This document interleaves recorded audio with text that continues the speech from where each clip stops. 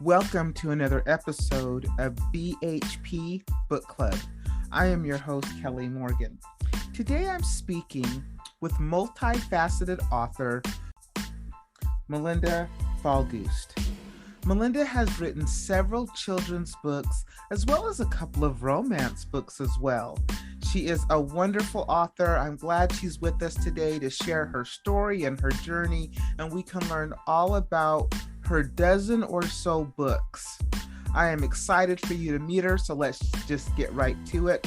Welcome to the podcast, children's author Melinda Falgoust.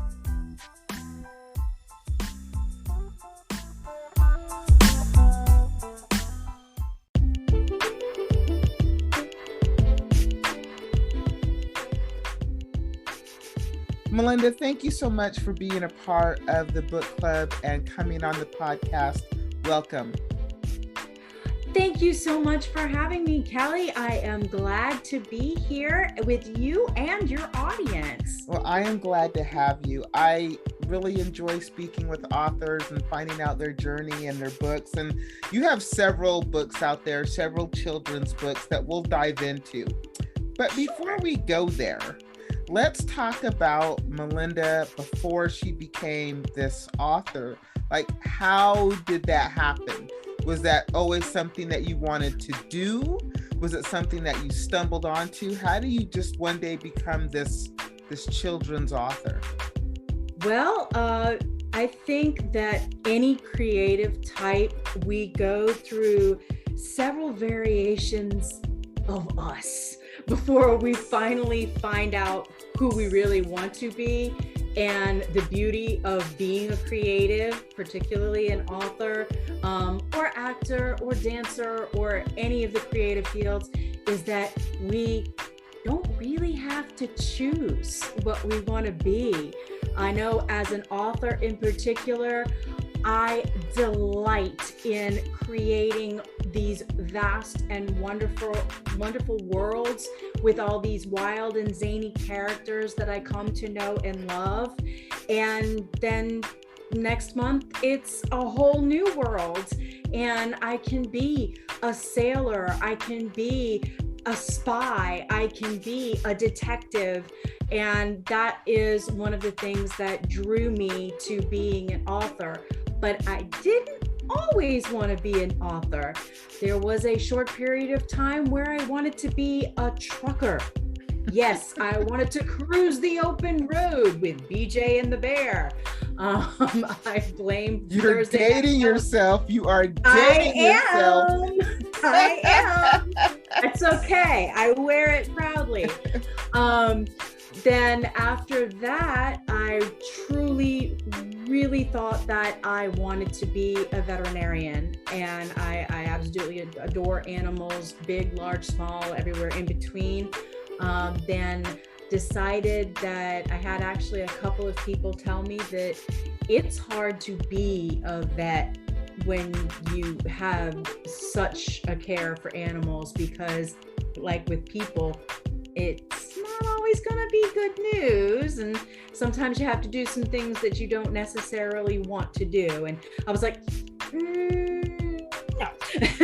So then in fourth grade, my English teacher decided that she was going to charge us with an assignment of writing a short story from the point of view of a pencil.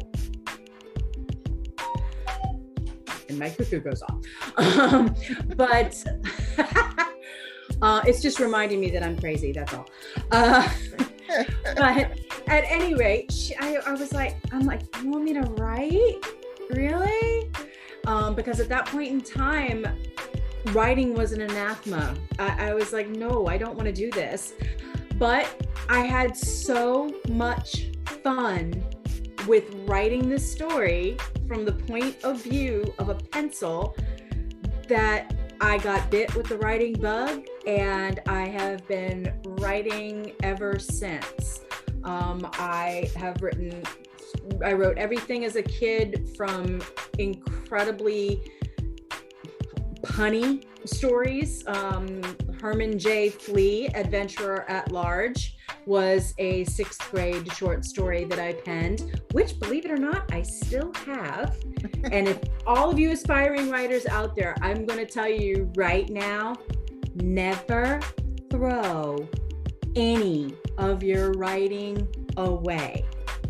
File it, keep it. Even if you scan it into your computer to put on a hard drive, keep it, because it will bring you such joy to go back and see where you started and to find out where you've been. And I find it especially helpful when my creative juices are kind of lagging, is to go back and read some of that old stuff and find the fire that started it all off. Good advice. So how many books have you written? How many books have you published? So I have books that are both written completely and wholly by me. Many of them are also illustrated by me as well. And then I also have a book that I recently worked with a young college student. She worked as my illustrator. And it is a book that we will actually mention later in this podcast. But I also have some ghostwritten novels that I have written. So altogether, if I counted all the books that I have written, I probably am over a dozen at this point. And my first one that I wrote that was published with my name on it was a collective effort. It was actually a group participation project with Harlequin Books. It was part of their Writing Round Robin competition, and each story was started by a well-established Harlequin author, and then other authors were invited to submit the subsequent chapters. And so I actually have been in 2 of their Writing Round Robin novels. They're available, or they were available as ebooks through Harlequin. One was called The Rancher and the Rose, and the other one was called Thin Ice. And that was how I got started. I believe that might have been back in 2006. And then in 2013, I published my first standalone, all on my own, middle grade adventure novel called The Gubbins Club, The Legend of Charlie's Gold. And that went on to be a New York Book Festival honoree, as well as a 5-star Reader's Favorite Award winner. Nice. So what book are you promoting now? What's the latest and greatest in that 12 plus books you've got there? Well, it is no mystery that a super fun read is our latest and greatest title, which is The Curious Casebook of Katie Q. Putt. Move over, Sherlock Holmes. You've got nothing on 10-year-old Katie Q. Putt as she solves some of Freiburg's most baffling crimes. Katie is a character that I created because I felt that a lot of our girls needed a strong, smart character to read about, because we all know we've got some strong, smart girls out there. But it's also a fantastic book for boys as well, because it's got a lot of stuff in there that they're gonna like just as much as our smart girls.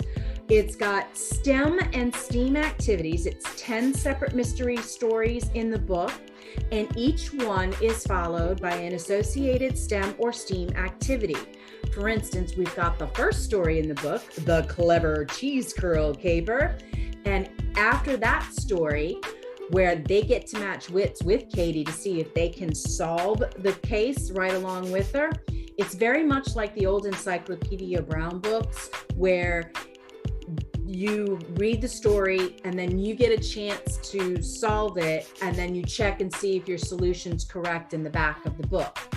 And after you check and see if you've solved the mystery correctly in that particular story, you get to learn how to make your own fingerprint powder.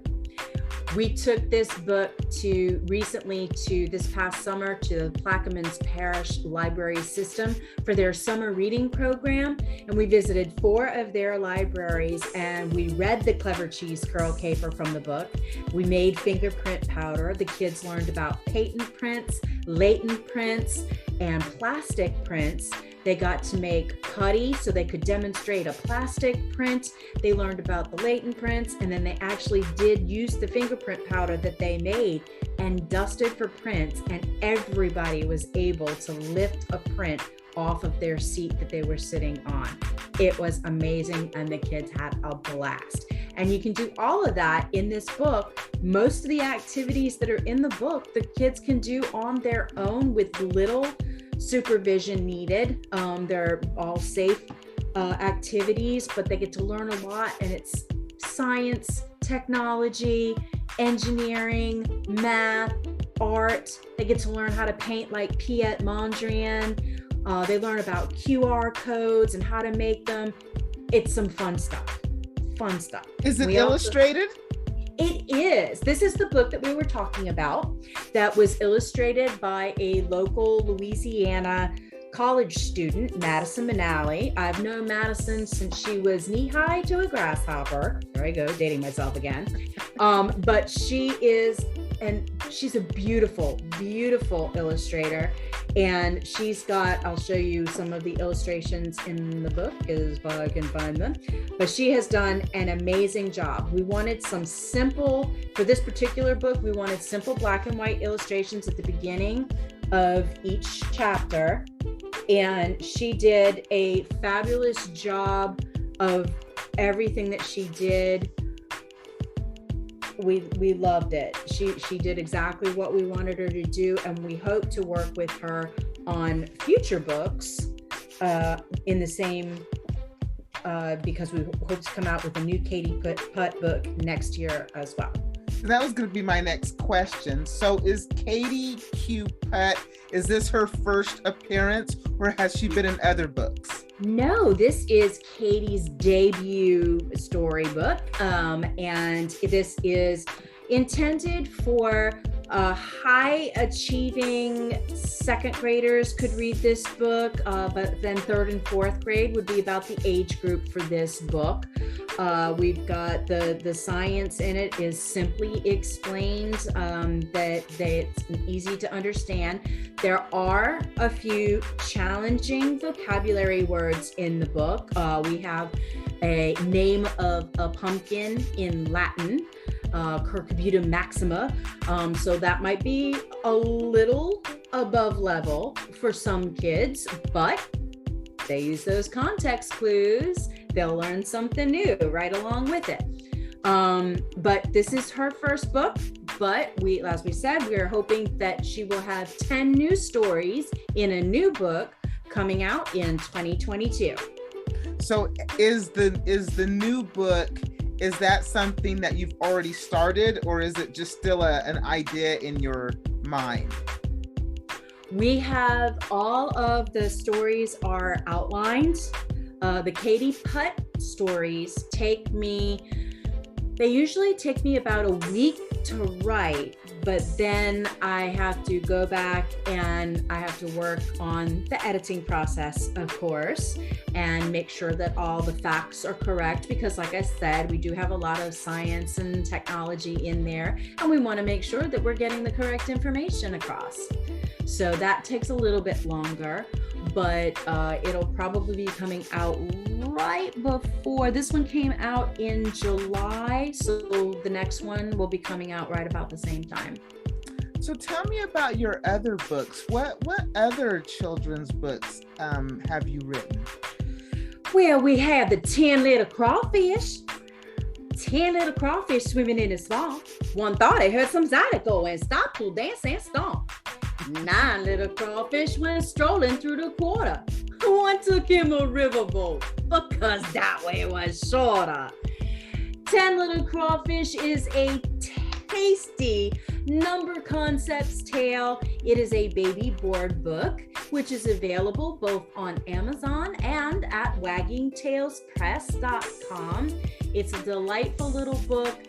It's bold, beautiful, bright colors that are eye-catching, and it follows the 10 little crawfish as they see all the sights and sounds that there are to visit around the New Orleans area. So we have that. We also have Her Royal Majesty, the Superhero Bride of Frankenstein. When a piece of toilet paper gets stuck to the bottom of Lizzie McGillicuddy's shoe, it could prove to be the single worst disaster in the entire history of the freckle-faced third grader's career. Until the errant strand of tissue becomes a fantastical queen's chain, a magical superhero's cape, and finally a spooky bride's veil, proving that a little positive thinking can change your whole outlook on life and save the class costume contest. Now, if that doesn't satisfy your appetite for a good kids book, you can always try Lousy Liver. Young Charlie is hungry. He simply can't wait. What will his dear mother put down on his plate? He lifts up his fork and stops in midair. Oh no, on his plate, what is that sitting there? It's lousy liver! And it follows young Charlie's adventures as he comes up with crazy plan after crazy plan to get out of eating his lousy liver, when in the end, he discovers that just because something's different doesn't necessarily mean it's bad. And then we also have a wordless picture book. We have a book called Junk. Junk is a simple black and white illustrated picture book in hardback. And in this disposable world where it is so easy to toss something aside when something newer, bigger, or better comes along, that's the kitten. That because something's old doesn't necessarily mean it's junk. And it's told in black and white with very minimal color, as Junk follows a red balloon throughout the entire city. And the red balloon becomes something different to each person that comes into contact with it, showing that a little perspective and where we place value on the world sometimes needs to be rethought. I like it. Wow, you have a lot of children's books out there. So why children's books? Why did you decide that was going to be kind of your genre? So that's my main genre, mostly because I'm a kid at heart, if you had able I love to bring smiles to people's faces, and particularly our kids, because our kids, they're our future. And if we don't have, happy kids, they're not going to grow to be happy grown-ups. And that's would be tragic for the world. I do write in the realm of adult fiction. Like I said, I have a couple of romances out there with Harlequin. I have an adult cozy mystery, which is coming out soon, called The Augur's Assassin, which is set in Mystic, Connecticut. And then I have my adult action thriller, which is already out, and it was actually an honoree at the Clive Cussler Adventure Writers Society competition. It's called The Eye of the Storm. And if you like those big James Bond thrillers where there's a ticking clock against the world and only one guy can save the day, and a little dry humor thrown in for good measure, then that book would be right up your alley. But I tend to gravitate towards the kids' books, just like I said, because I'm well and truly a kid at heart. So is the next thing coming up the second book in the Katie Q Putt series, or do you have something else cooking? Oh, we always have something cooking. We actually, I say we, the royal we, but Wagging Tails Press has 12 books coming from from January to December of next year. We have Some Bunny, which will be coming out right around Easter as a children's picture book. And we have, we have The Problem with Peas. And that's a great little kids book about when you have a problem, you don't have to get upset about it. You just have to find a different way to deal with it. And so that's going to be a fun little book with some really cute illustrations. We have, as I said, we've got The Augur's Assassin is coming out. We have the sequel to the Gubbins Club, The Legend of Charlie's Gold, which will be the Gubbins Club, The Curse of Atahualpa. That one will take the 5 heroes of that book on a worldwide adventure this time. This one, they go from Edinburgh to London, all the way to Ecuador, and find out if dinosaurs may still exist. Wow. Well, you have a lot going on. Melinda, thank you so much for coming on the podcast and sharing everything with us. I'm just so happy that you've decided to become a member and you've got all these things going on. And when you have your new book come out, I expect you to come back and share with us again. Absolutely. I would be thrilled.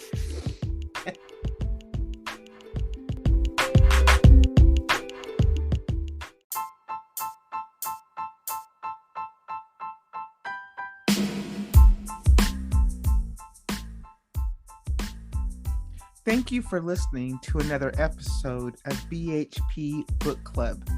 I am Kelly Morgan, your host. I just wrapped up with children's author Melinda Falgoust as we talked about all of her wonderful books. They're all available on Amazon and wherever good books are sold. If you are an author and you are interested in being a member of the book club and being on the podcast, all you have to do is go to my website, brightheadedpublishing.com. Go to the contact section, get in touch with me, and the next thing you know, you're the next author in the book club promoting your book on the podcast. Thank you so much for listening and spending time with me and learning all about the authors that I present. I really do appreciate it. Next week, another author, another journey, another story.